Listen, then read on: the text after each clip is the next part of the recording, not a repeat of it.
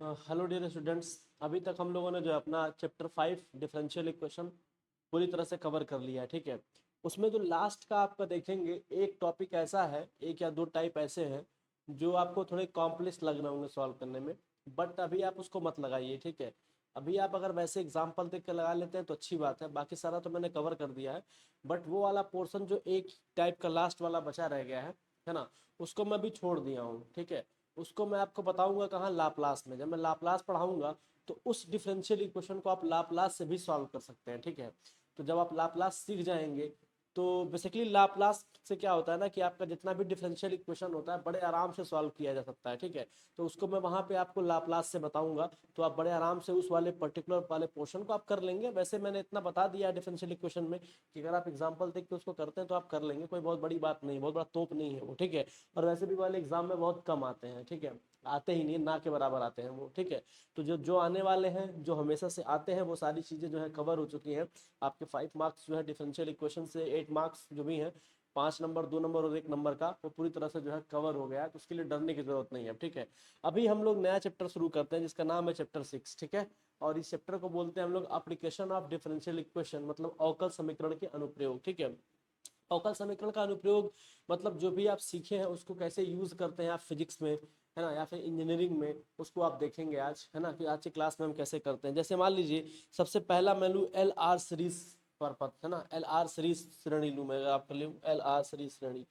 तो उससे पहले कुछ चीज़ें जो है मैं आपको बता देना चाहता हूँ। जैसे मान लीजिए, जैसे हम लोग करंट को, जैसे मान लीजिए आप लोग करंट को हम लोग कैसे लिखते हैं, देखिए करंट को हम लोग दर्शाते हैं इससे, आपका करंट को हम लोग दर्शाते हैं किससे, आई से। किससे दिखाते हैं, आई से। ठीक है, बात समझे। इस आई को लिख सकते हैं हम लोग क्या, D Q by D T. क्या लिख सकते हैं, D Q by D T, rate of change of charge, है ना। चार्ज का जो चेंज ऑफ रेट होता है उसी को बोलते हैं current, D Q by D T. ठीक है, इंडक्टर का जो वो, इंडक्टर को हम लोग दिखाते हैं, इंडक्टर को, इंडक्टर को हम लोग किससे दिखाते हैं, स्मॉल एल से। ठीक है, रेजिस्टेंस को किससे दिखाते हैं हम लोग, अगर आप रेजिस्टेंस लेंगे तो रेजिस्टेंस को हम लोग दिखाते हैं कैपिटल आर से। ठीक है, बात समझ में आया। कैपेसिटेंस को सी से दिखाते हैं, या फिर कैपेसिटर ले लीजिए, कैपेसिटेंस को हम लोग किससे दिखा देते हैं, सी से। ठीक है, बात समझ में आया। ये बेसिक बेसिक चीजें हैं जो हम लोग को पता बहुत पहले से भी होती हैं, और आज हम बता भी दे रहे हैं, वैसे कोई बहुत बड़ी बात नहीं है। ईएमएफ या वोल्टेज को, है ना, कभी कभी हम लोग क्या करते हैं, ईएमएफ, जैसे मान लीजिए आपका ईएमएफ हो गया, इलेक्ट्रोमोटिव फोर्स, है ना, या फिर वोल्टेज, है ना, या फिर वोल्टेज, इन दोनों को हम लोग क्या दिखाते हैं, ई से दिखा देते हैं। किससे दिखा देते हैं, ई से दिखा देते हैं। ठीक है, ईएमएफ को ई से दिखा दिया, वोल्टेज को कहीं कहीं आप देखेंगे कि वो भी से भी दिखाया गया होगा। ठीक है, तो ई या फिर भी जो है हम यूज करते हैं अपने हिसाब से, जो भी हमको उस समय जो है जरूरत पड़ती है। रेजिस्टेंस को हम लोग बोलते हैं प्रतिरोध, इंडक्टर को बोलते हैं प्रेरकत्व, है ना, क्या बोलते हैं, प्रेरकत्व। कैपेसिटेंस को बोलते हैं धारिता।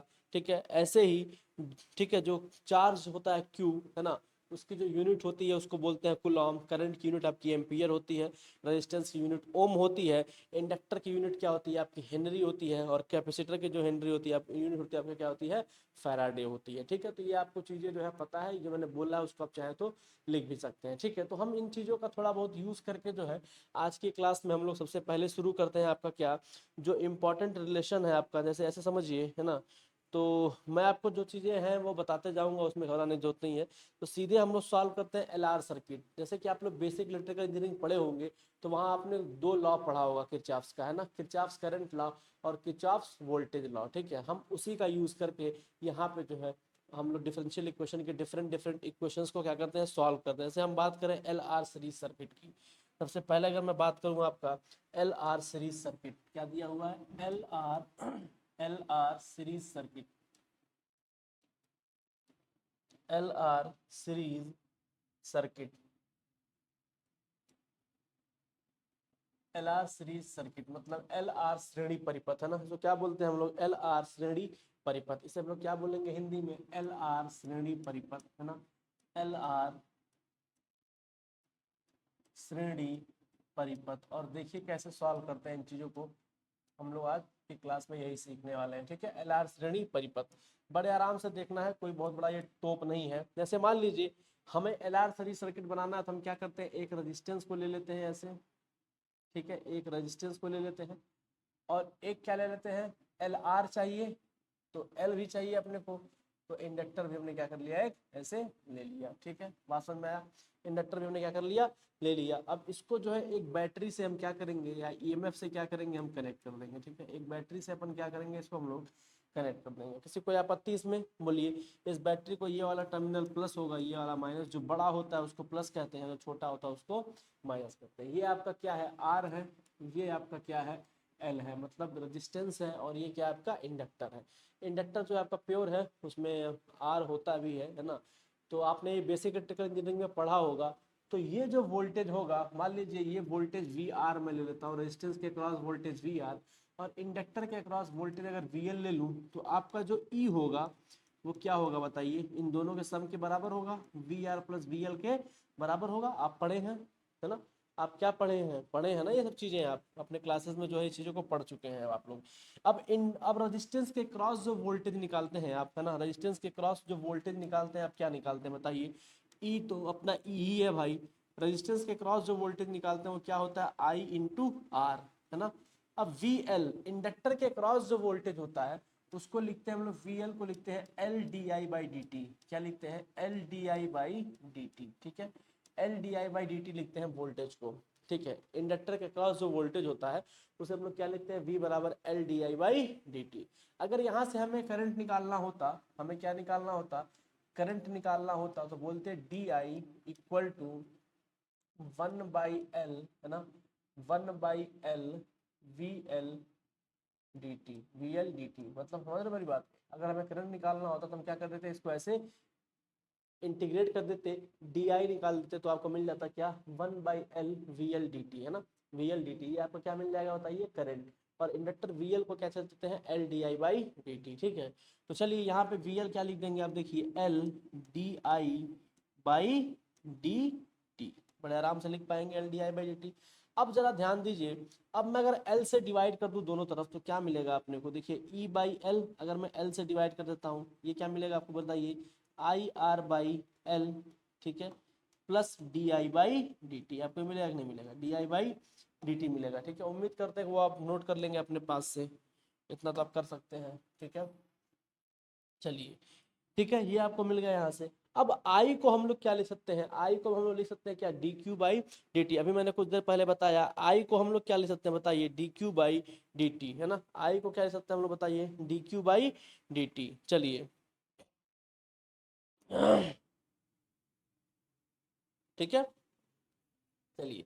तो अब इसके थोड़ा हम लोग आगे बढ़ते हैं। ये स्मॉल आई लिया हो तो यहाँ पे स्मॉल आई लेना ज़्यादा सही होगा, क्योंकि मैंने यहाँ पे स्मॉल आई ले लिया तो करंट तो वही है भाई, तो स्मॉल आई ही ले लेते हैं, ठीक है। चलिए, अब देखिए जरा, इसको क्या ले सकते हैं हम लोग, ई बाई एल, है ना, सिंपल से लिखा जाएगा E by L equal to, ये D I by D T को आप पहले लिख लीजिए, क्या ही मसला है, D I by D T, ठीक है, plus R by L, R by L I, ठीक है।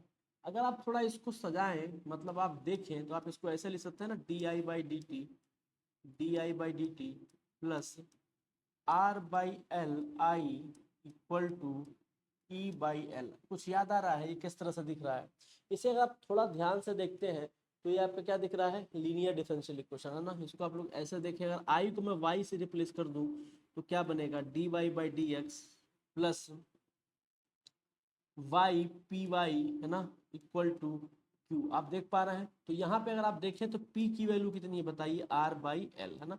पी की वैल्यू कितनी है आपकी, आर बाई एल है, और क्यू की वैल्यू आपकी कितनी है बताइए, ई बाई एल, है ना। बड़े आराम से दिख रहा होगा, पी की जो वैल्यू है आपको यहाँ से मिल जाएगी आर बाई एल, और जो क्यू की वैल्यू होगी आपकी ई बाई एल मिल जाएगी आपको, ठीक है। तो पी और क्यू मिल गया आपको। अब आपको पता है कि ये वाले डिफरेंशियल इक्वेशन को सॉल्व करने के लिए हम लोग क्या करते हैं बताइए, इंटीग्रेटेड फैक्टर निकालते हैं, है ना। क्या निकालते हैं, इंटीग्रेटेड फैक्टर निकालते हैं। तो चलिए निकालते हैं, आई एफ निकाल लेते हैं इंटीग्रेटेड फैक्टर। देखिए, अगर मैं इंटीग्रेटेड फैक्टर कैलकुलेट करूं, है ना, तो क्या होता है, E to the power P, यहाँ पे क्या हो जाएगा बताइए आपका, सब कुछ किस में दिया है, सब कुछ किस में दिया है, आई में दिया है, तो ये डी एक्स यानी डी टी, अब यहाँ पे क्या था आपके पास, देखिए T D Y by D X होता है। अब चूंकि क्या दिया, टी दिया है, तो क्या हो जाएगा ई के ई डी टी है ना, क्या हो जाएगा ई डी टी है ना, पी डी ऑफ टी। यहाँ कंफ्यूज होने की जरूरत बिल्कुल भी नहीं है। तो ये आपका ई हो गया। पी की जो वैल्यू है कितनी है आपकी, आर बाई एल है, तो यहाँ लिख लीजिए क्या हो जाएगा आपका R by L D of T. यहाँ क्या कर देंगे आप इसको इंटीग्रेट। अब चूंकि आर बाई एल कॉन्स्टेंट है तो वो रहेगा ही बाहर आपका, तो घबराने की बिल्कुल जरूरत नहीं है। तो क्या मिलेगा आपको, ये इंटीग्रेट करके E to the power R by L, और ये डी टी को आप लोग क्या लिख देंगे टी आफ्टर इंटीग्रेट है ना, R by L D T. कैसे हो गया सर ये, तो इसको आप ऐसे लिख सकते हैं, देखिए R by L integration of D of T, ठीक है। तो ये क्या मिल जाएगा, देखिए आपको ई टू दी पावर, ये आपका आर बाई एल कॉन्स्टेंट रहेगा, डी टी को इंटीग्रेट करिएगा तो क्या मिल जाएगा आपको, बड़े आराम से मिल जाएगा टी। ये आपका क्या है इंटीग्रेटेड फैक्टर, ये आपका क्या है इंटीग्रेटेड फैक्टर जो है आपका, ये सिंपल सी बात है कि आई एफ जो मिल गया आपको E to the power R by L T, ठीक है। अब आप क्या करते हैं उसके बाद क्या करते थे आप, y इंटू लिखते थे, याद करिए आप, उसके बाद क्या करते थे, लिखते थे ऐसे ना, y इंटू इंटीग्रेटेड फैक्टर, क्यों लिखते थे ना भाई, integrated factor equal to integration of q into E to the power है ना पी डी एक्स है ना, E to the power P D X, या फिर इंटीग्रेटेड फैक्टर। और यहाँ पे क्या लगाते थे, क्योंकि सब कुछ dx में था तो dx ही लगाते थे, तो चूंकि यहाँ पे dt है तो यहाँ पे क्या लगाते थे dt लगाते थे, ठीक है। तो यही काम सेम यहाँ भी करेंगे। तो यहाँ चूंकि y तो है नहीं भाई, यहाँ पे क्या है y की जगह तो i है सर, यहाँ y की जगह तो i है, तो क्या लिख देंगे आप i इंटीग्रेटेड फैक्टर आप लिखेंगे क्या e to the power r by L T, ठीक है, इक्वल टू इंटीग्रेशन ऑफ, अब आप देखिए जरा q की जगह आपका क्या था e बाई एल था, q की जगह क्या है आपका e बाई एल है, तो इसे आप लिख देंगे क्या बड़े आराम से e बाई एल, क्या लिख पाएंगे आप बड़े आराम से e बाई एल लिख पाएंगे, ठीक है ना, बड़े आराम से आप क्या लिख पाएंगे इसको e बाई एल। जैसे ही आप इसको e बाई एल लिखते हैं बड़े आराम से आप क्या लिख पाएंगे इसको e बाई एल, ठीक है। अब देखिए आपका जो इंटीग्रेटेड फैक्टर है वो क्या बन जाएगा e बाई एल, ठीक है। इंटीग्रेटेड फैक्टर ध्यान से दीजिएगा, e बाई एल बन रहा है आपका इंटीग्रेटेड फैक्टर, तो इसे आप लिख पाएंगे क्या e to the power r by L into T, ठीक है। ये आपका क्या हो गया इंटीग्रेटेड फैक्टर है जिसे आप क्या कर रहे हैं इंटीग्रेट कर रहे हैं, ठीक है, बात समझ में आया। अब किसके रिस्पेक्ट में करेंगे, अरे भाई सब कुछ टी में था तो इसको किसके रिस्पेक्ट में करेंगे आप, dt के रिस्पेक्ट में ही तो करेंगे। किसके रिस्पेक्ट में करेंगे आप, dt के रिस्पेक्ट में ही जो है इसको आप क्या करेंगे इंटीग्रेट करेंगे, ठीक है, बात समझ में आया। चलिए अब इसको इंटीग्रेट करते हैं, देखते हैं क्या मिलता है हम लोगों को। देख रहे हैं ई बाई एल कॉन्स्टेंट ही है भाई, आर बाई एल ये बच रहा है, इसको इंटीग्रेट करना है और क्या, ठीक है। थोड़ा इसको अगर आप मोनेटाइज करते हैं तो क्या मिलेगा आपको E to the power R by L into T, R by L into T equal to, R को थोड़ा सही बना लेते हैं, क्या मिलेगा आपको, देखिए R by L into T equal to, ये आपका ई बाई एल हो जाएगा, बोलो भाई हाँ हो जाएगा sir, E by L constant था बाहर निकल गया। अब किसको इंटीग्रेट करना है आपको, सिर्फ इसको इंटीग्रेट करना है, वो क्या है आपका E to the power R by L into T D of T, बस आपको इसको इंटीग्रेट करना है, आपका काम हो गया। ये क्या मिलेगा आपको, देखिए I E to the power R by L into T equal to E by L, ये क्या E to the power X, E to the power X का इंटीग्रेशन क्या होता है आपका E to the power X ही होता है। अब चूंकि यहाँ एक्स की जगह कितना दिया है R by L into T दिया है, अब इसको डिवाइड भी तो कर देंगे उससे, इससे टी के कोफिशिएंट्स यानी आर बाई एल से आप क्या कर देंगे डिवाइड कर देंगे, प्लस कोई कांस्टेंट यहाँ पे आपका आ जाएगा सी। तो आपको देखिए फाइनली क्या मिलेगा I E to the power R by L into T, R by L into T equal to आपको मिलेगा क्या ई बाई एल, अब ये देखिए ये आर बाई एल है तो ऊपर हो जाएगा ये into L by R, into L by R, बाकी ये चीज था ऊपर जो है वैसे का वैसे लिख देंगे E to the power R by L into T plus कोई कांस्टेंट सी।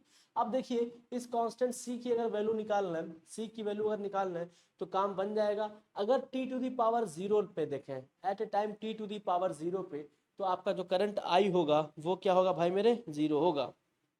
अगर T to the power zero पे देखें तो जो करंट आपका आई होगा वो क्या होगा जीरो होगा। तो मैं लिखता हूँ है ना, अपने पास देखिए ये एक इक्वेशन बन रहा है, इसको भी आप मार्क आउट कर लीजिए और आपको जो है सी की वैल्यू निकालनी है अभी है ना। तो देखिए जब आपका सर्किट जो है क्लोज होगा, है ना, जब आपका सर्किट क्लोज नहीं होगा, मतलब एट टी बराबर 0 पे आपका सर्किट क्या होगा, ओपन होगा। जैसे मैं अगर कहूँ आपका सर्किट जो कुछ ऐसा होगा, जैसे मान लीजिए अगर मैं यहाँ पे एक लगा दूँ आपका क्या, अगर मैं यहाँ पे एक आपका लगा दूँ ऐसे की, मान लीजिए लगा देता हूँ ऐसे, है ना, ठीक है, मान लीजिए मैंने की लगा दिया, ठीक है, तो ये t बराबर 0 पे क्या था, अपना ओपन था, है ना, और t बराबर t पे मैंने सर्किट को क्या किया था, क्लोज किया था।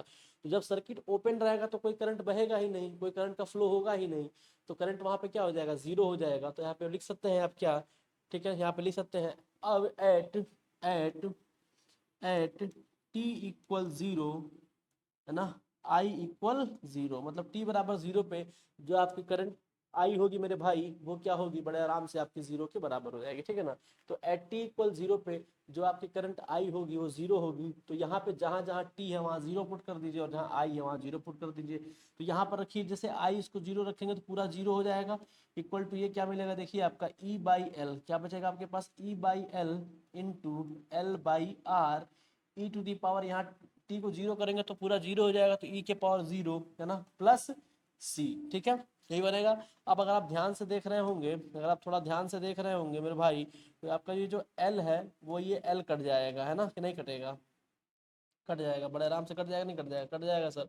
तो क्या बचेगा आपके पास, e by R equal to C, है ना, तो क्या बचेगा आपके पास, देखिए आपके पास बचेगा E by R plus C equal 0। तो यहाँ से आप c निकाल सकते हैं, कितना आएगा, माइनस ई बाई आर। अब c की वैल्यू आपकी आ गई, अब आप क्या करेंगे, c की वैल्यू पुट कर देंगे, कहाँ पे पुट करेंगे भाई, इसी वाले क्वेश्चन में लाकर जो c की वैल्यू अब आप पुट कर देंगे। चलिए पुट कर देते हैं, तो क्या मिलेगा आपको, देखिए c का मान रखने पे लिख सकते हैं put the value of c, यहाँ पे लिख देता हूँ मैं क्या, put put the value of c, यहाँ पे लिख देता हूँ मैं put the value of c का मान रखने पे, जैसे ही आप c का मान रखते हैं तो क्या मिलेगा आपको, देखिए i, ये क्या था आपका i e to the power r by L into T equal to E to the I E to the power r by L into T equal to, ये क्या था आपका, देखिए ई बाई एल से तो कट गया, तो ई बाई आर बचेगा सिर्फ वहां पे, तो ई बाई आर, है ना, देखो यहाँ पे क्या हो रहा है, एल से एल कट जा रहा है, तो E by R E to the power R by L T E to the power R by L into T, है ना, प्लस सी की वैल्यू कितनी है भाई, माइनस ई बाई आर है, बवाल खत्म। तो ये वाला प्लस साइन हट जाएगा, तब ये वाला माइनस भी हट जाएगा, ठीक है। तो यहाँ पे क्या लिख सकते हैं, आप डायरेक्ट लिख सकते हैं माइनस ई बाई आर, है ना, माइनस ई बाई लिख सकते नहीं लिख सकते हैं भाई। अब यहाँ क्या करिए आप, E to the power R by L into T से डिवाइड कर दीजिए। तो जैसे ही इसको डिवाइड करेंगे किससे, इससे, तो क्या बचेगा, देखिए E to the E by R, है ना, ऊपर क्या था, E to the power R by L into T divided by ये कितना हो जाएगा, E to the power R by L into T, है ना, into T minus E to the power E by R, और नीचे डिवाइड किए हैं तो E to the power R by L into T, ठीक है, बात समझ में आया। अब देखिए यहाँ पे ये दोनों चीज क्या है, कट जाएगा, सेम चीज है, तो क्या बचेगा आपके पास बचेगा आई इक्वल टू, अब ये पूरा कट जाएगा तो क्या बचेगा, सिर्फ ई बाई आर, क्या बचेगा, ई बाई आर, मैंने क्या किया है, E to the power R by L into T से मैंने क्या कर दिया है, डिवाइड कर दिया है, ठीक है। तो आई इक्वल टू बचेगा E by R minus E by R. अब देखिए ये ई के पावर बटे के नीचे है, ऊपर जाएगा तो निगेटिव हो जाएगा, E to the power minus R by L into T. अब देखिए यहाँ पे बड़े आराम से ई बाई आर कॉमन मिल जाएगा ना, ई बाई आर कॉमन मिल जाएगा, तो ई बाई आर आप क्या निकाल लीजिए कॉमन, तो क्या बचेगा आपके पास, 1 minus E to the power minus R by L into T. ये आपका जो है फाइनल करंट का इक्वेशन बनेगा, किसमें, जो आपकी करंट सर्किट में फ्लो हो रही होगी एट टाइम टी बराबर टी पर, ठीक है। किसके लिए आपका भाई, ये बताइए, एल आर सर्किट के लिए जो मैंने ये निकाला है, ठीक है ना, बात समझ में आया। ये किसके लिए निकला है भाई, current I L R circuit के लिए जो है इसको निकाला गया है, ठीक है। इसको आप लोग लाप्लास से भी बड़े आराम से कर सकते थे, ये लाप्लास से बड़े आराम से होता है ना, लाप्लास से अगर हम करते हैं इसको तो ये बड़े आराम से हो जाता। तो मैं जब लाप्लास बताऊंगा तो उसी टाइम जो है लाप्लास पढ़ाने के बाद मैं डिफरेंशियल इक्वेशन को लाप्लास से कैसे सॉल्व करते हैं आपको मैं वो भी बता दूंगा, बड़ा आसान होता है, ठीक है। चलिए, घबराने की बिल्कुल भी जरूरत नहीं है, आराम आराम से करेंगे, एक एक बार एक ही जो मैं बोला हूँ ध्यान से देखते जाएंगे, प्रैक्टिस करेंगे तो आपको चुपचाप जो है समझ में आने लगेगा, ठीक है। तो ये आज का पहला टॉपिक था आपका एल आर सीरीज सर्किट, है ना, तो ये हम लोगों ने क्या कर लिया, इसको कवर कर लिया। इस पर न्यूमेरिकल भी है, अभी देखते हैं, है ना। चलिए इस पे जो है आपका न्यूमेरिकल भी अभी देखते हैं, लेकिन उसको देखने से पहले हम क्या करते हैं, एलसीआर सर्किट को भी एक बार चेक कर लेते हैं कि एलसीआर सर्किट को हम लोग क्या लिख सकते हैं ना, एलसीआर सर्किट। ठीक है, चलिए उसको देख लेते हैं, एलसीआर सर्किट। तो अगला हम लोग लिखते हैं एलसीआर सर्किट। ठीक है ना, L C R circuit, LCR circuit मतलब एलसीआर परिपथ, एलसीआर या आरएलसी, इसको बहुत लोग ऐसे भी लिखते हैं आरएलसी, तो कंफ्यूज नहीं होना, दोनों चीज सेम है। आरएलसी परिपथ, परिपथ है ना। आरएलसी परिपथ का मतलब क्या है मेरे भाई, अरे एक रेजिस्टेंस लगा होगा, एक क्या होगा, एक रेजिस्टेंस लगा होगा आपका, ठीक है, और एक क्या लगा होगा आपको बताइए, इंडक्टर लगा होगा सर, हाँ सर बिल्कुल सही बात है, इंडक्टर लगा होगा, और एक कैपेसिटर लगा होगा, यही ना, एक कैपेसिटर लगा होगा, क्यों, और एक बैटरी लगी होगी आपकी इलेक्ट्रोमैग्नेटिक फोर्स पैदा करने के लिए। ठीक है, तो ये आपका हो गया ई, ये आपका हो गया ई, ये क्या बन गया आपको बताइए, आर बन गया, ये एल बन गया, ये क्या बन गया, सी बन गया। ठीक है, ये हो गया आर एल और सी। ठीक है, कोई दिक्कत किसी को यहाँ तक समझने में, बिल्कुल कोई परेशानी नहीं होनी चाहिए। ठीक है, चलिए अब देखिए, ये जो E की वैल्यू होगी इन तीनों वोल्टेजेस के बराबर होगी। रेजिस्टेंस R के एक क्रॉस अगर आप वोल्टेज को कैलकुलेट करते होंगे तो क्या लिखते होंगे, VR है ना, L के क्रॉस कैलकुलेट करते होंगे तो VL, C के क्रॉस क्या होता होगा आपका VC। तो अगर मैं यहाँ पे लिखूँ E इक्वल टू, अगर ऐसे लिखूँ E इक्वल टू VR है ना प्लस VL प्लस VC, तो क्या गलत है भाई, क्योंकि यही वोल्टेज तो इन तीनों में बट रहा है बराबर बराबर। तो इन तीनों वोल्टेजेस को अगर मैं जोड़ दूंगा तो अपने को क्या मिल जाएगा, ये कंप्लीट ईएमएफ मिल जाएगा कि नहीं मिल जाएगा, हाँ सर मिल जाएगा। तो ये अपना ई जो है इतने के बराबर है, अब बस इसको लिख देना है और क्या। तो E equal to V R का मतलब क्या हो गया, आई इंटू आर, रजिस्टेंस के क्रॉस कितना होता है, वी बराबर I into R, Ohm's law. V L मैंने बताया कि आपको L D I by D T आप लिखते हैं, तो लिख लीजिए L D I by D T. अब v बर, अब इसके क्रॉस कितना होता है, v बराबर q, q बराबर कितना होता है c इंटू वी। देखिए आप पढ़े होंगे q बराबर कितना होता है c इंटू वी, तो आपको v निकालना है, v इक्वल टू कितना देगा बताइए, 1/c into Q, 1/c into Q मतलब q बाई c। क्या लिख पाते हैं बताइए, q बाई c, क्या लिख पाते हैं मेरे भाई, q बाई c। तो कैपेसिटर के क्रॉस जो वोल्टेज होगा उसे क्या लिख पाएंगे आप, q बाई c। और q को आप लोग क्या लिखते हैं, अभी मैंने बताया था, Q बराबर लिख सकते हैं आप क्या, I इंटू टी है ना, I इंटू टी। क्यू बराबर क्या लिखते हैं आप लोग बताइए, I इंटू टी। और I को क्या लिख सकते हैं हम लोग बताइए, D Q by D T है ना, बोलो नहीं लिख सकते भाई, Q बाई टी, ठीक है ना, Q बाई टी बड़े आराम से लिख पाएंगे, Q बाई टी। बोलो किसी कोई आपत्ति इसमें नहीं होनी चाहिए, बड़े आराम से लिख सकते हैं ना, डी।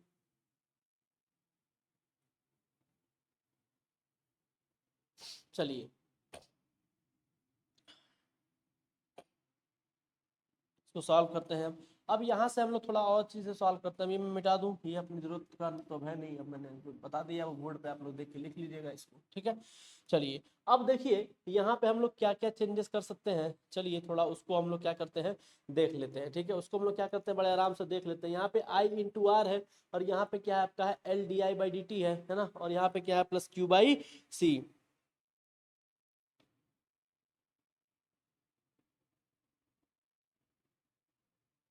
ठीक है, किसी को आपत्ति यहाँ तक समझने में भाई, बड़ा आराम अच्छी चीज है। अब देखिए यहाँ पे आप आई को क्या लिख सकते हैं, D Q by D T, तो चलिए लिख लीजिए यहाँ से ई बराबर आप क्या लिख पाएंगे, आई को लिख पाएंगे D Q by D T, तो ये आर हो जाएगा। और आई का मतलब कितना हो गया बताओ भाई, अरे भाई देखो क्यू बराबर कितना होता है, आई इंटू टी, तो आई बराबर यहाँ से क्या निकलेगा, क्यू बाई टी, क्या निकलेगा क्यू बाई टी। अब चूंकि रेट ऑफ चेंज की बात कर रहे हैं तो D Q by D T, तो ये कितना जाएगा आपका D Q by D T है ना, D Q by D T, इस आई को लिख लिया, प्लस ये L तो L रहेगा ही रहेगा। अब ये कितना है, d बाई डी टी है आपका, d बाई डी टी को रखिए भाई, d बाई डी टी ये हो गया। अब इस I को आप क्या लिख पाएंगे, इस I को जो यहाँ पे I है, इस I को लिख पाएंगे D Q by D T, तो लिख लीजिए भाई ये कितना हो जाएगा आपका D Q by D T. बात समझ में आया, D Q by D T इसको आप लिख पाएंगे नहीं लिख पाएंगे, यहाँ से लिख लेंगे, प्लस क्यू बाई सी है, क्यू बाई सी को रहने दीजिए, इज इक्वल टू आपका ई के बराबर तो है ही है। तो ई इक्वल टू कितना हो जाएगा बताइए, R D Q by D T, कितना हो जाएगा R D Q by D T. क्यों क्यू की हम बात की है, क्योंकि इस चार्ज में जो है आवेश फ्लो होता है ना, क्यू है ना, तो सब में फ्लो होगा, तो करंट को हटा के इसलिए चेंज कर दिए हैं। ये कितना हो जाएगा आपका एल हो जाएगा, और ये डबल डेरिवेटिव में कन्वर्ट हो जाएगा, मतलब D square Q by D T square है ना, डी टी स्क्वायर, ये आपका बन जाएगा प्लस क्यूब, और ये एल तो भाई प्लस क्यू बाई सी। बात समझ में आया? तो बस आप इतना लिख के जो है छोड़ देंगे, ज़्यादा कुछ और बुद्धि लगाने की जरूरत नहीं है। तो ये आपका क्या है, RLC सर्किट का जो है हायर ऑर्डर डेरिवेटिव में इसको हम लोग ऐसे लिखते हैं। ठीक है, देख लूँ मैं सही है? हाँ बिल्कुल सही है, घबराने की बिल्कुल भी जरूरत नहीं है। ठीक है, बात समझ में आया? ठीक है, बस ये क्या किया कि इसको पहले लिख दिया कि पहले दूसरा और घटते क्रम में। ठीक है, तो आप इतना भी लिख देते हैं ऐसे भी, तो भी क्या है, सही माना जाएगा। ठीक है, तो ये तो आपका हो गया भाई क्या, RLC सर्किट। ठीक है, अब एक क्वेश्चन मैं आप लोग को कराता हूँ इस पे। जैसे मान लीजिए 100 ओम के प्रतिरोध है ना, जैसे मान लीजिए एक क्वेश्चन में अगर आपको कराऊँ इस पर बेस्ड, ठीक है, इस RLC सर्किट वगैरह पे अगर मैं एक क्वेश्चन आपको दूं, जैसे मान लीजिए एक क्वेश्चन मैं देता हूँ आपको, सिंपल सा क्वेश्चन है, बहुत डिफिकल्ट नहीं है। दिया है कि 100 ओम के प्रतिरोध, क्या दिया है, 100 ओम के प्रतिरोध, मान लीजिए 100 है ना, 100 ओम है ना,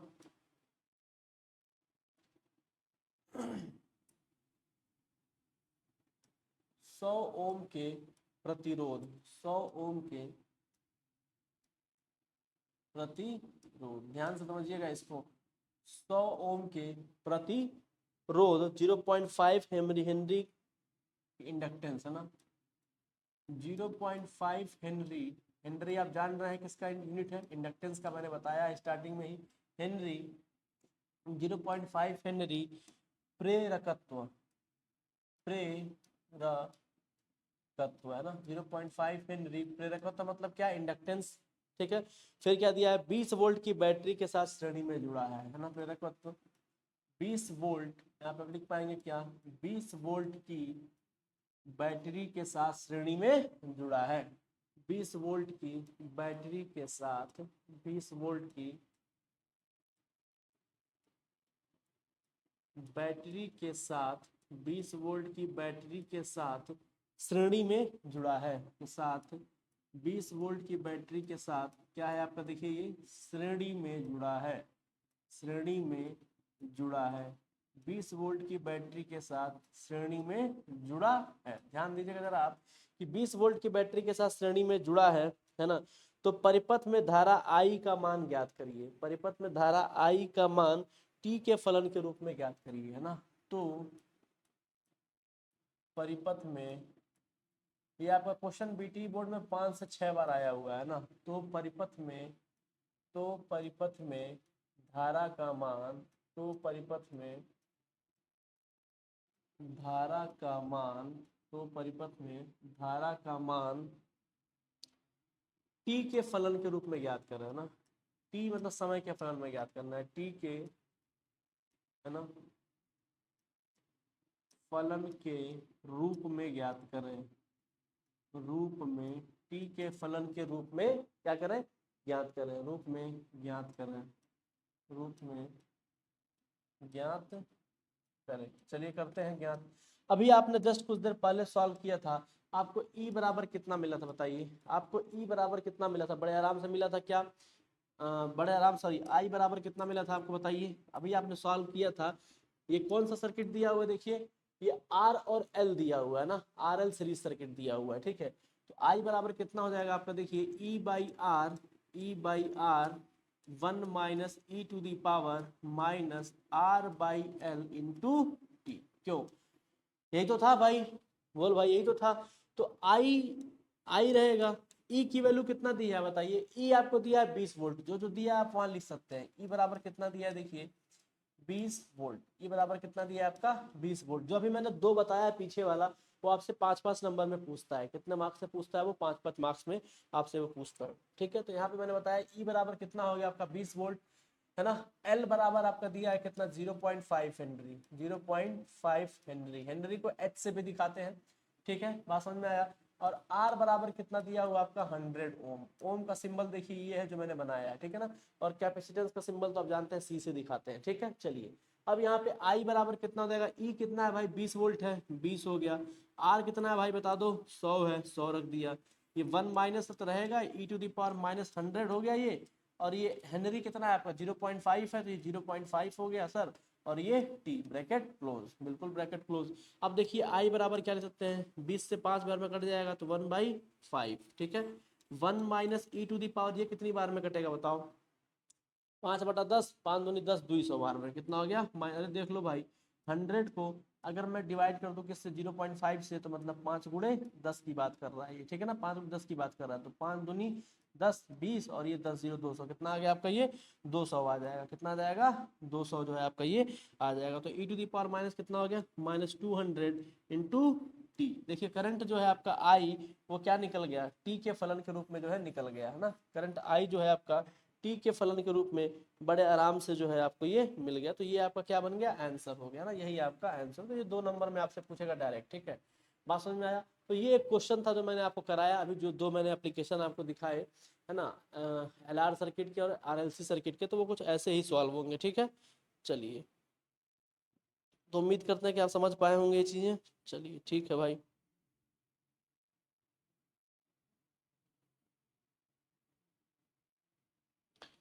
अब देखिए, अब मैं थोड़ा चर्चा करता हूँ आपका किसका, अब मैं थोड़ा चर्चा करूंगा आप लोगों से इनके बारे में। थोड़ा रुकिए, मैं कुछ चीज़ें और निकाल लूँ। हाँ, न्यूटन्स लॉ ऑफ कूलिंग के बारे में मैं बात करता हूँ ना, न्यूटन्स लॉ ऑफ कूलिंग के बारे में थोड़ा मैं बात कर लूँ क्या होता है। मैं एक एक चीज़ें बताता जा रहा हूँ आपको, देखते रहिए। अभी आप लोग को रेडियोएक्टिव वाला पढ़ना है, सिंपल हार्मोनिक मोशन पढ़ना है, सारी चीज़ें पढ़नी है। तो अभी मैं बात करता हूँ न्यूटन्स लॉ ऑफ कूलिंग, ये क्या होता है चलिए देखते हैं। Newton's law of cooling,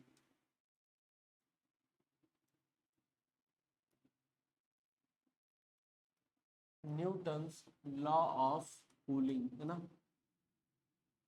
Newton's law of cooling, इसे क्या बोलते हैं, न्यूटन की शीतलता का नियम है ना। क्या बोलते हैं इसको, न्यूटन का शीतलन नियम। क्या बोलेंगे इसको, देखिए न्यूटन का शीतलन नियम, ठीक है। क्या बोलेंगे इसको, न्यूटन का शीतलन नियम। मेरी बात ध्यान सुनिएगा, शीतलन, न्यूटन का शीतलन नियम, तो समझ में आया। इसे क्या बोलेंगे हम लोग, न्यूटन का शीतलन नियम बोलेंगे, ठीक है, बात समझे। न्यूटन्स लॉ ऑफ कूलिंग मतलब न्यूटन का शीतलन नियम। न्यूटन्स लॉ ऑफ कूलिंग मतलब क्या होगा, न्यूटन का शीतलन नियम क्या कहता है कि किसी माध्यम में घिरे पिंड का तापमान है ना, इसको कहता है कि किसी माध्यम में घिरे पिंड का तापमान, किसी माध्यम में, क्या कहता है ध्यान से देखिएगा ये, ओहो, किसी माध्यम में, ये कहता है, ये आपसे पूछता है डायरेक्ट न्यूटन शीतलन नियम क्या होता है। किसी माध्यम से घिरे पिंड के तापमान, किसी माध्यम से, किसी माध्यम से घिरे पिंड के तापमान, घिरे, किसी माध्यम से घिरे पिंड के तापमान परिवर्तन की दर, पिंड के तापमान, पिंड के तापमान परिवर्तन की दर, पिंड के तापमान परिवर्तन की दर,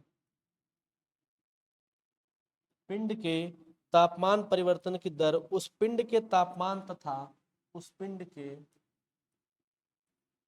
उस पिंड के, उस पिंड के तापमान तथा माध्यम, उस पिंड के, ये 2 नंबर में आपसे पूछता है, याद रहे, किसी पिंड के तापमान तथा उस माध्यम के तापमान तथा उस माध्यम के, तथा उस माध्यम के, तथा उस माध्यम के, तथा उस माध्यम के तापमान के अंतर के समानुपाती होता है। माध्यम के तथा उस माध्यम के, माध्यम के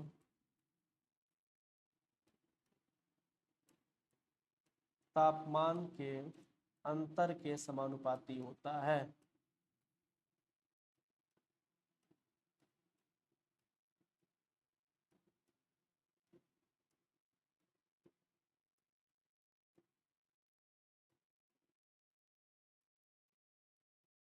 माध्यम के तापमान के अंतर के समानुपाती होता है, ठीक है। यहाँ तक किसी कोई आपत्ति नहीं होनी चाहिए। इसको क्या लिख सकते हैं हम, यदि यदि किसी समय टाइम टी है, पिंड का तापमान टी है ना, और माध्यम का तापक्रम ऐसे मान लीजिए, माना, यहाँ मैं लिखता हूँ माना, माना समय टी क्या है आपका, समय जो है आपका वो है आपका टी, ठीक है।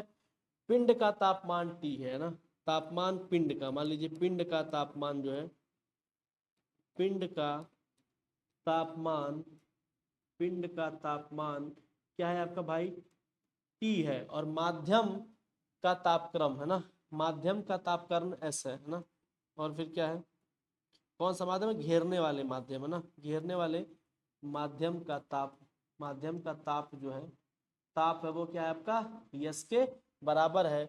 तो जो न्यूटन लॉ ऑफ कूलिंग कहता है D T by D T, D capital T temperature by D T proportional to T minus S है ना, टी माइनस एस। ठीक है, बात समझ में आया। क्या लिखा है कि उस तापमान के अंतर के समानुपाती होता है ना, तो जो पिंड का तापमान हो गया और जो माध्यम का तापमान हो गया, उसके अंतर के क्या होता है, समानुपाती होता है। ठीक है, D T by D T S. तो इसको हम लोग कुछ ऐसे भी लिख सकते हैं है ना, D T by D T, D capital T by D T equal to minus K T minus S है ना, टी माइनस एस भी आप इसको बड़े आराम से लिख सकते हैं। ठीक है, अब यहाँ पे के क्या है, एक नियतांक है, के एक नियतांक है, के क्या है, के इक्वल टू नियतांक, के क्या है आपका भाई नियतांक है। देखिए आपसे डायरेक्ट पूछेगा के नियतांक है, ये एकदम इस बार पुक्का पूछेगा, के नियतांक है, और के यहाँ पे क्या है आपका ग्रेटर देन जीरो होता है, के क्या होता है आपका मेरे भाई ग्रेटर देन जीरो होता है। तो ये होता है पूरा आपका न्यूटन्स का लॉ ऑफ सीजन, जिसको अब मैं हट जा रहा हूँ, इसे आप लोग जो है लिख लेंगे।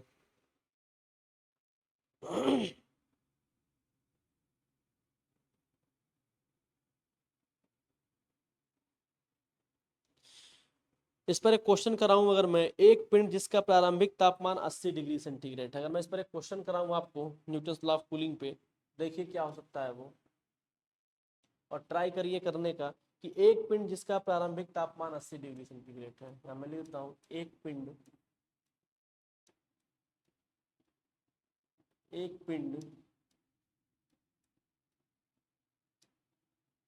जिसका प्रारंभिक तापमान 80 डिग्री सेंटीग्रेड है, जिसका प्रारंभिक,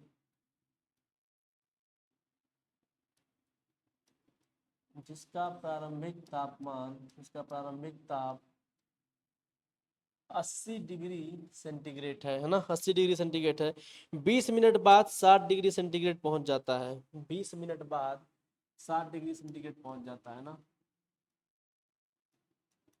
20 मिनट बाद 60 डिग्री सेंटीग्रेड होता है, 20 मिनट बाद 60 डिग्री सेंटीग्रेड होता है, 20 मिनट बाद 60 डिग्री सेंटीग्रेड होता। फिर क्या कह रहा है, जबकि वायु का तापमान 40 डिग्री सेंटीग्रेड है, मतलब वही माध्यम की बात कर दिया, एस की बात किया है, जबकि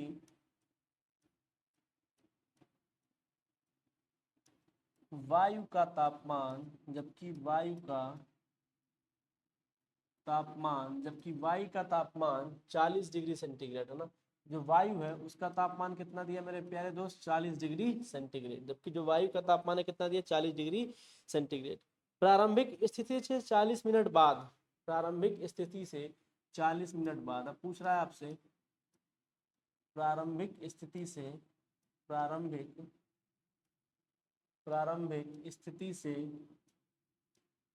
प्रारंभिक स्थिति से 40 मिनट बाद है ना, प्रारंभिक स्थिति से 40 मिनट बाद, प्रारंभिक स्थिति से 40 मिनट बाद, प्रारंभिक स्थिति से 40 मिनट बाद पिंड का तापमान क्या होगा, पिंड के बाद पिंड का तापमान क्या होगा, पिंड का तापमान, पिंड का तापमान क्या होगा, पिंड का तापमान क्या, 40 मिनट बाद पिंड का तापमान क्या होगा, आपसे ये पूछ रहा है। तो इसको आप लोग ट्राई करिए, मैं कुछ समय का आपको समय देता हूँ, इसको ट्राई करिए, बड़ा आसान क्वेश्चन है। किस पर बेस्ड है भाई, न्यूटन्स लॉ ऑफ कूलिंग पे, मतलब D T by D T. यहाँ पे क्या लगाएंगे आप, यहाँ पे क्या लगाएंगे आप, देखिए यहाँ पे लगाएंगे ये वाला formula, D T by D T equal to minus K T minus S है ना, minus K T minus S, जहाँ पे के एक नियतांक है और के ग्रेटर देन जीरो है, ये वाला फार्मूला आप लगाएंगे। बोलिए तो यहाँ पे क्या लिख सकते हैं आप लोग, इसको ऐसे लिख सकते हैं D T upon T minus S minus K D T है ना, D T upon T minus S equal to K D of T.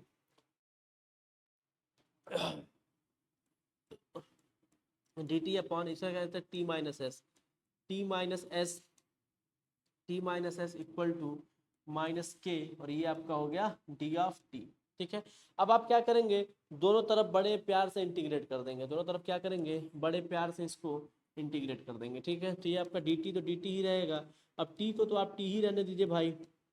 अब आपका जो एस है मतलब कितना दिया है वो 40 डिग्री, वायु का तापमान कितना दिया है आपका 40 डिग्री सेंटीग्रेड, तो यहाँ पे आप लिख दीजिए कितना 40, T minus 40 equal to minus K D of T, minus K D of T. ठीक है, minus K D of T, बात समझ में आया। अब देखिए इसको आप इंटीग्रेट करेंगे तो आपको क्या मिलेगा बताइए, आपको मिलेगा log t माइनस 40, कितना मिल जाएगा आपको, देखिए log t माइनस 40 है ना, log t minus 40 equal to log t minus 40 equal to minus K T, minus K T equal to minus K T, है ना, माइनस के टी प्लस कोई constant C होगा। तो चूंकि अब ये चीज़ है आपका लॉग में आया हुआ है, किस में आया हुआ है मेरे भाई, लॉग में आया हुआ है, तो इसको मैं किस में कंसीडर कर लूँगा, लॉग सी में, कांस्टेंट सी होगा बट उस कांस्टेंट को मैं क्या करूँगा, लॉग सी मान लूँगा। ठीक है, अब इसको इधर लेके आऊँ तो देखिए आपको क्या मिलेगा, log T minus 40, log T minus 40। अब यहाँ पे कांस्टेंट सी आता है ना, तो मैंने क्या कहा था लॉग में आया तो लॉग में ही ले लेना है ना, minus T minus C minus log C, है ना, minus log C equal to मिलेगा आपको माइनस के इंटू टी। अब देखिए लॉग एम माइनस एन जैसा दिख रहा है, जिसको आप लिख सकते हैं क्या, log T minus 40, log T minus 40 divided by C equal to minus K of T. तो क्या आपको पता है कि log m minus log n जो होता है log m बटा n होता है। ठीक है, चलिए तो यहाँ से आप लिख सकते हैं क्या, देखिए t इसको लिखें अगर आप ऐसे तो बेस इसका e है तो t minus 40 divided by C equal to आप लिख सकते हैं E to the power minus K of T. ये चीज़ मैंने बताया था लिखना आपको कि log x इक्वल टू अगर y है, मैंने आपको क्या कहा था कि अगर ऐसे लिखा हुआ है कोई चीज़ log x है, बेस उसका e है और ये y लिखा है, तो आप लिख सकते हैं x बराबर क्या, e to the power y। जब मैं डिफरेंशियल इक्वेशन पढ़ा रहा था मैं वहाँ पे ये सब चीज़ें आपको जो है बताया था, अगर आप ध्यान से देखे होंगे तो आपको आज ये चीज़ दिक्कत नहीं दे रही होगी, वरना नहीं देखे होंगे दिक्कत देगी। ठीक है, चलिए यो मिल गया आपको भाई, यो मिल गया। अब सी को उधर भेज दीजिए तो कितना मिलेगा आपको, देखिए t minus 40, T minus 40 equal to C into E to the power कितना है भाई, minus K T, minus K into T, minus K into T, ये मिल रहा है आपको। अब देखिए क्या करेंगे, जब t बराबर 0 होगा, है ना, क्या कहा था, t बराबर 0 पे तापमान कितना दिया था, 80 डिग्री से, एक मिनट, जिसका प्रारंभिक तापमान 80 डिग्री सेंटीग्रेड है। प्रारंभिक तापमान का मतलब क्या हो गया, t बराबर 0 पे कितना था, वो 80 डिग्री सेंटीग्रेड था, है ना भाई, t बराबर 0 पे क्या था, 80 डिग्री सेंटीग्रेड, तो लिख लो यहाँ पे, है ना, एट t बराबर 0 पर कितना था टेम्परेचर आपका, 80 डिग्री सेंटीग्रेड ताप, 80 डिग्री सेंटीग्रेड क्या था ताप, प्रारंभिक ताप का मतलब क्या, t बराबर 0 पे। अब ये वैल्यू रख दीजिए भाई एक में, तो कितना हो जाएगा, t की जगह पर रख दीजिए, ये किसकी वैल्यू, t की जगह रखोगे तो कितना हो जाएगा, 80 minus 40, 80 minus 40 equal to C into E to the T के लिए 0 रखो तो पूरा 0 मिल जाएगा, तो यहाँ से आपको सी कितना मिलेगा 40, सी कितना मिल गया भाई 40 मिल गया आपको। ठीक है, अब ये सी की जो वैल्यू आपकी आई है ना, जो सी की वैल्यू आई है आप कहाँ रख देंगे भाई, यहाँ पे रख देंगे कि नहीं रख देंगे बताइए, सी। ठीक है, चलिए सी 40 आ गया। अब क्या कह रहा है, अब कुछ और भी क्वेश्चन कहा है, जरा उसको भी ध्यान से देखिएगा, कुछ और भी जो आपका क्वेश्चन है वो कहा था उसको भी ध्यान से देखिएगा। क्या कहा है, क्वेश्चन कहा है कि 20 मिनट बाद 60 डिग्री सेंटीग्रेड होता है, मतलब टी बराबर 20 पर आपका जो टेम्परेचर है वो कितना हो जाता है, 60 हो जाता है। ठीक है, तो आपने सी निकाल लिया, के भी तो निकालना है भाई, क्योंकि यही तो इक्वेशन अपना है, वैल्यू हमको रखनी है किसकी, सी, के और सी की वैल्यू चाहिए, तो सी तो निकल गया अपना। अब क्या लिखेंगे आप, t बराबर 20, है ना, t बराबर 20 में पर मतलब जब t बराबर आपका क्या था 20 था, तो जो टेम्परेचर t था, तो जो आपका टेम्परेचर t था वो कितना था भाई, 60 डिग्री सेंटीग्रेड हो गया था ना, 60 डिग्री सेंटीग्रेड हो गया था। ठीक है, तो चलिए t बराबर 20 रखते हैं भाई साहब, t बराबर 20 रखिए इसमें, है ना, तो रखिए जरा, तो ये 60 हो गया तो कितना मिलेगा आपको, 60 माइनस 40, 60 माइनस 40 इक्वल टू कितना मिलेगा आपको, सी की वैल्यू कितना है बताइए, सी तो आपका आ गया 40, तो सी रख दीजिए 40 यहाँ पे, ई to the power minus K, T कितना है 20 है तो 20 की हो जाएगा, 60 में 40 गया कितना आ गया आपका 20 आ गया, ये 40 नीचे लाइए तो ये आपको मिल जाएगा कितना 40 इक्वल टू कितना हो जाएगा ई के पावर माइनस 20 के, माइनस 20 के, ये कितना हो जाएगा आपका 1/2, कितना हो जाएगा मेरे भाई 1/2 equal to E to the power minus 20 के। -20 के। अब आपको के की वैल्यू निकालनी है। अब आपको क्या निकालना है मेरे भाई, के की जो वैल्यू आपको निकालनी है, ठीक है ना, के की वैल्यू आपको क्या करनी है, निकालनी है। तो ध्यान से आप जरा मेरी बात सुनिएगा। यहाँ पे मैं फिर से लिखता हूँ log e to the power x equal to Y है, तो आप x इक्वल टू क्या लिखते हैं, e to the power y। ध्यान दीजिएगा, है ना, x इक्वल टू क्या लिखते हैं, e to the power y। तो y की जगह पे कितना दिया है, -20 के। यहाँ पे अगर आप कंपेयर करें इससे तो आप देख पाएंगे y की जगह कितना दिया है बताओ, -20 के। और x की जगह पे कितना दिया है बताओ भाई, x की जगह पे दिया है 1/2। तो log e के power x equal to Y लिखना है हमको, यही लिखना था, लिख लेते हैं क्या ऐसे, log e to the power x का मतलब कितना, 1/2 इक्वल टू y मतलब कितना हो गया बताओ, y मतलब -20 के। तो यहाँ से आप k की वैल्यू निकाल सकते हैं, नहीं निकाल सकते, निकाल सकते हैं सब। तो k बराबर कितना आ जाएगा बताइए, 20 को इधर भेज दिए तो -1/20, -1/20 ई -1/20, है ना, log log log log 1/2, नहीं हो गया, log 1/2। अब बोलो इसको क्या लिख सकते हो, k, और ये क्या लिख लोगे इसको, -1/20। log 1/2 क्या है, log m/n है, तो इसे लिख सकते हो क्या, log 1 minus log 2, log 1 minus log 2। बात समझ में आई वाला मैं कैसे लिखा हूँ, ये कुछ ऐसे लिखा था, तो मैंने क्या कर लिया, यहाँ से जो है कंपेयर कर लिया, इसका यूज करके जो है मैं यहाँ से ये चीज पूरा लिख पाया हूँ, ठीक है, कंपेयर करके, ठीक है, बात समझ में आया। चलो तो ये कितना हो गया, -1/20, log 1 की वैल्यू कितनी हो जाएगी आपकी, 0 हो जाएगी, log 1 की वैल्यू 0। तो k इक्वल टू कितना मिलेगा आपको, देखिए -1/20, log 1 की वैल्यू 0 मिल गया, 0 माइनस log 2, है ना, 0 माइनस log 2। बेस क्या है भाई, बेस हमेशा ई ही रहता है, आपको पता है। अब यहाँ मल्टीप्लाई कर दीजिए तो k इक्वल टू कितना मिल जाएगा आपको, 1/20 log 2, 1/20 log 2 मिल गया आपको, k की वैल्यू मिल गई भाई, और c की वैल्यू भी आपको मिल चुकी है 40।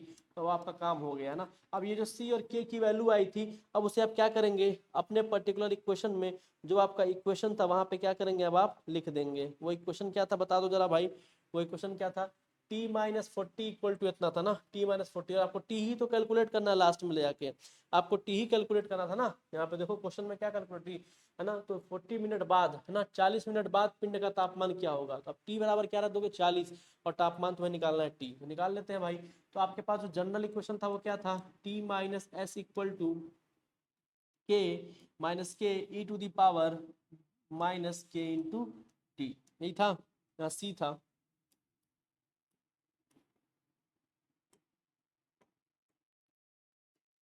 ठीक है, यहाँ पे क्या था आपका, c था, ये तो था। अब t की वैल्यू निकालना है, t इक्वल टू कितना हो गया आपका, देखिए s हो गया, प्लस हो जाएगा, plus c into E to the power minus K into T. अब सारी वैल्यू रख दो लाके भाई। अब t ही आपको निकालना है, 40 मिनट बाद निकालना है। s की वैल्यू कितनी है, कोई बताएगा मुझे, s कितना था, सरफेस टेम्परेचर था ना, वो कितना दिया था, 40 डिग्री सेंटीग्रेड सर, हाँ 40 डिग्री सेंटीग्रेड हो गया। प्लस c की वैल्यू कितनी है सर, 40 थी। अब ये e ही रहेगा, माइनस k की वैल्यू कितनी है बता दो भाई कोई, के की वैल्यू कितनी है, 1/2 log 2, तो रख दो 1/20 log 2, कितना हो जाएगा, 1/20 log 2। और t की वैल्यू कितनी आई आपकी, 40 मिनट बाद पूछा है ना, 40 मिनट बाद पूछा है, कितने बाद पूछा है भाई, 40 मिनट बाद पूछा है, ठीक है। चलिए अब इसको सॉल्व करते हैं, देखते हैं क्या मिलता है। t इक्वल टू हो जाएगा आपका ये 40 plus 40 E to the power, देखिए 20 से 40 कट जाएगा दो बार में, तो कितना मिलेगा आपको, -2 log 2, है ना, -2 log 2 मिल जाएगा, ठीक है। फिर इसे क्या लिख पाएंगे, t इक्वल टू, यहाँ 40 कॉमन ले लीजिए, क्या बचेगा आपके पास, देखिए 1 plus E to the power -2 उधर चल जाएगा, कितना बच जाएगा आपको, log 2 पर पावर -2। अब ये क्या बच जाएगा आपको, देखिए t equal to, basic calculation है, अब आप लोग बहुत टफ मैथमेटिक्स पढ़ रहे हैं, तो ये सब बेसिक कैलकुलेशन जो है आपको अच्छे से आनी चाहिए। तो ई के पावर कितना हो जाएगा, देखिए ये लॉग 2 नीचे आ जाएगा, तो 1/2 टू दी पावर 2 मिल जाएगा आपको, क्या मिल जाएगा, 1/2 दी पावर 2 मिल जाएगा आपको, ठीक है।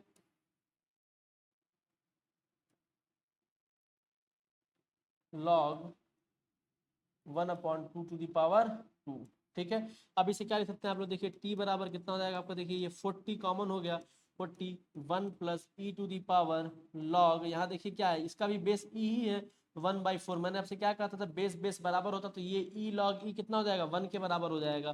तो t बराबर कितना मिलेगा आपको, देखिए 40, बहुत बड़े बड़े कॉन्सेप्ट इसमें यूज हो रहे हैं। ये कितने, ये इतने की वैल्यू कितना हो जाएगा बताओ, इतने की जो वैल्यू है 1 के बराबर हो जाएगी, तो खाली बचेगा 1/4। तो यहाँ कितना हो जाएगा, 1/4, 1 प्लस 1/4, तो यहाँ से t कैलकुलेट कर लोगे बड़े आराम से। तो बेस चूंकि लॉग का क्या है, ई है, याद रखना लॉग का बेस क्या है, ई है, इसी वजह से ऐसा हुआ, मैंने बताया भी ये चीज ऐसे होता है। t बराबर कितना हो गया आपका, ये 40 हो गया। और ये 1 + 1/4 का मतलब कितना हो गया 5/4 है ना, 5/4। 4 से 40 बार में कट जाएगा 10 बार में, 10 गुणे 5 ना, 4 से जो है आपका ये कट जाएगा, तो 10 गुणे 5 यानी टी बराबर कितना आ गया 50 डिग्री सेंटीग्रेड है ना। टी कितना आ गया आपका फाइनल टेम्परेचर 50 डिग्री सेंटीग्रेड। अब बताओ भाई, जो मैंने फार्मूला बताया था आपको क्या, कि अगर सेम बेस रहे और बेस ये रहे और एक्स रहे तो वैल्यू क्या मिलता है, एक्स मिलता है, ठीक है। ऐसा मैंने ये बताया फार्मूला आपको, अगर ये जो भी लगा है उस लॉग का भी बेस वही हो वैसा हो तो एक्स मिलेगा। अगर यहाँ ए होता और यहाँ भी ए होता एक्स होता तो एक्स मिलता, ठीक है। ये सब चीज़ें मैंने बता रखी है पहले, अगर आपने ध्यान से देखा होगा तो आप लोग कर सकते हैं, है ना। क्योंकि आप लोग ध्यान से देखते ही नहीं है, आप लोग जो है अच्छा काम करते ही नहीं है, दिक्कत यही है ना।